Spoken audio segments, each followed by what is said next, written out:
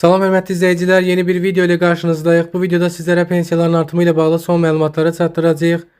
Yaşa görə verilən sosial pensiyalar artırılacaq, nə qədər artırılacaq, artım kimlərə şamil olacaq, ətraflı şəkildə məlumat verəcəyik. İlk olaraq video keçməzdən öncə bu videonu mütləq bəyənin ki, video daha çox insana çatsın. Eyni zamanda kanalımıza mütləq abunə olun ki, biz növbəti dəfə video paylaşdığımız zaman sizə dərhal bildiriş gəlsin. Hörmətli izləyicilər, 2026-cı ilin fevral ayından etibarən, yəni növbəti aydan etibarən 220 manat yaşa görə verilən müavinətin də artımı gözlənilir. Artım nə qədər olacaq? Onu da qeyd edək. 220 manat yaşa görə verilən müavinətin 30 manat miqdarında artırılması gözlənilir və 250 manata çatdırılması gözlənilir.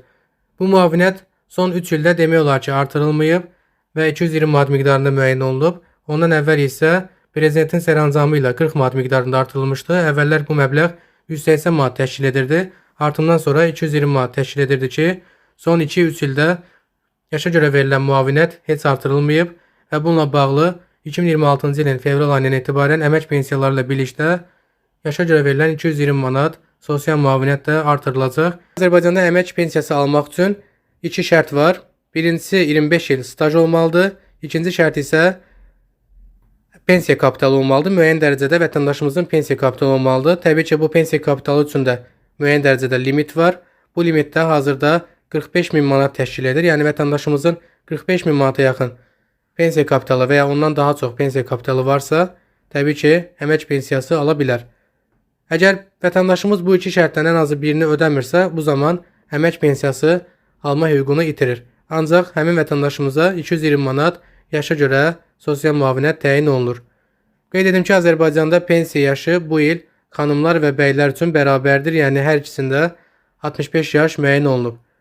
Və pensiya yaşına çatan vətəndaşımızın ya sosial müavinət və ya əmək pensiyası almaq hüququ yaranır. Qeyd edim ki, pensiya üçün müəyyən şərtlər var və əmək pensiyası almaq istəyən vətəndaşlarımız ya 25 il staj olmalıdır, ya da ki 40 min manatdan çox pensiya kapitalı olmalıdır ki, onlar əmək pensiyası ala bilsin. Bu iki şərtdən biri ödənilmədikdə isə Azərbaycanda pensiya yaşına çatmış vətəndaşlarımıza 220 manat sosial müavinət təyin olunur.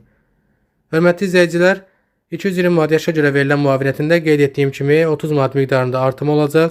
Bu artım isə fevral ayından tətbiq olunmalıdır. Qeyd edim ki, əmək pensiyalarındakı artım da fevral ayında qeydə alınacaq və həmin artımlar həm yanvar ayı üçün, həm də fevral ayı üçün hesablanacaq və fevral ayının pensiyaları ilə birlikdə ödəniləcək. Videomuz yekunlaşır hörmətli izləyicilər. Videonu mütləq bəyənin ki, video daha çox insana çatsın. Eyni zamanda kanalımıza mütləq abunə olun ki, biz növbəti dəfə video paylaşdığımız zaman sizə dərhal bildiriş gəlsin. Növbəti videoda görüşmək ümidi ilə.